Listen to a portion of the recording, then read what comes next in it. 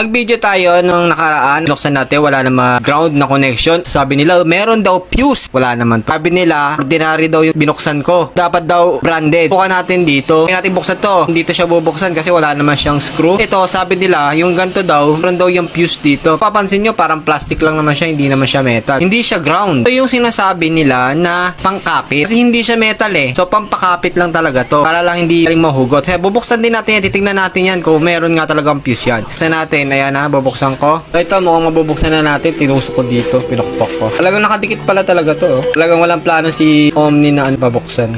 Ayan. Tingnan natin ngayon kung may pyesa yung sinasabi nila dito. Tanggalin natin to. Baka meron. Kasi parang meron ditong ano eh. Hindi ko alam kung may laman to eh. Ano ba to? Oh. Ano to? Wala naman laman pala to eh. Rubber lang. Saan yung fuse na sinasabi nila? Fuse oh. Patunayan natin walang laman kahit na branded yan ha. Niyan. Dito ayaw niya pumayag na walang laman. Oh, ngayon ito oh.